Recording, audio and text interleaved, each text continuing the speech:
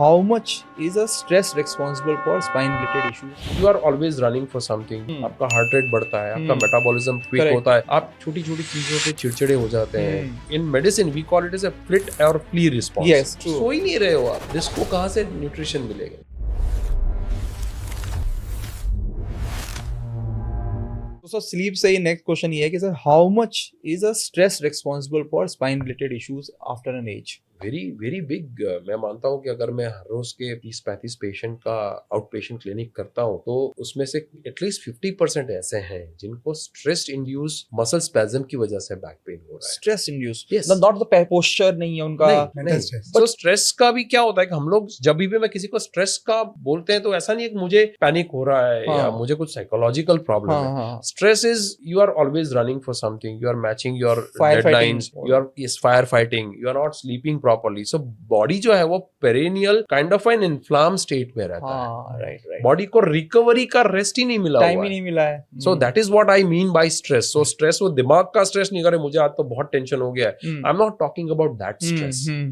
सो stress से क्या होता है, it secretes cortisol, right? It kind of a steroid hormone. So वो स्टेरॉइड हार्मोन आपके सारे सिस्टम को चाबुक लगा के रखता है। आपका हार्ट रेट बढ़ता है, आपका मेटाबॉलिज्म क्विक होता है, muscles are continuously ready to fire. So in medicine we call it as a flight or flee response. Yes, correct. जिसमें अगर आपके सामने शेर आ जाएगा तो बिफोर यू नो के शेर खड़ा हुआ है, आपका body will start pumping up, अभी ये भागने वाला है। करेक्ट। हार्ट रेट बढ़ जाएगा, मसल्स सडनली टोन अप होना शुरू हो जाएंगे, स्वेट कम हो जाएगा, एंड यू स्टार्ट रनिंग। आपका ब्रीदिंग जो है वो इस तरह से एडजस्ट हो जाएगा। So this is a stress response of body. So उसकी वजह से मसल स्पाज्म में रहते हैं, आपका जो हार्मोनल चेंजेस रहता है it affects all organs of your body. अब वो आप जैसे मान के चलिए कि आपने सडनली हिमालय चढ़ लिया, नीचे उतर गए एक दिन में, उसकी जो वजह से जो बॉडी पे डैमेज आएगा, अगर वो आप हर रोज करोगे आपकी बॉडी की क्या हालत क्योंकि आप रिकवरी टाइम ही नहीं दे रहे हो। रिकवरी की टाइम ही नहीं दे रहे। और ये सब उन सब लोगों के लिए भी है जो उनको लगता है कि वो स्ट्रेसफुल नहीं है। तो फॉर एग्जांपल अगर आपने ऑफिस का 10 घंटे दिए, ठीक है, आप 2 घंटे ट्रैफिक में रहे, वो भी एक कंपोनेंट है। यस।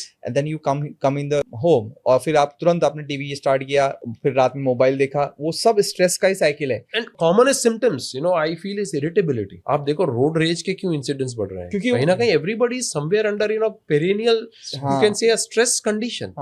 आप छोटी छोटी चीजों पे चिड़चिड़े हो जाते हैं, कहीं पे भी ब्लड प्रेशर बढ़ रहा है आपका। So all this things are everything is interlinked. तो स्पाइन पे भी इम्पैक्ट करता है। बिल्कुल करेगा ना, क्योंकि आपका कोई भी मसल स्पाज्म में रहा तो स्पाइन का पूरा मैकेनिक्स चेंज करता है, उसको स्टिफ कर देगा और उसका पूरा मैकेनिक्स चेंज धीरे धीरे जो वेट है वो स्पाइन पाने लगेगा। और आप देखिए डिस्क, हम लोग बोलते हैं डिस्क का पैथोलॉजी इतना बढ़ रहा है। डिस्क का जो न्यूट्रिशन है that comes from diffusion. Diffusion माने disc doesn't have blood supply के जहां से उनको खुराक खून के द्वारा मिले। अच्छा, वो आजू बाजू के बोन से डिफ्यूजन में आता है। Major diffusion happens at night, जब डिस्क पे लोड नहीं है, आप लेट रहे हैं, सो रहे हैं, तो उस समय जब खड़े रहेंगे तो वो दबाव की वजह से उसमें डिसिपेट होता है। जब आप लोड चाहता है तो वहां पे न्यूट्रिशन आएगा। सो ही नहीं रहे हो आप, डिस्क को कहां से न्यूट्रिशन मिलेगा?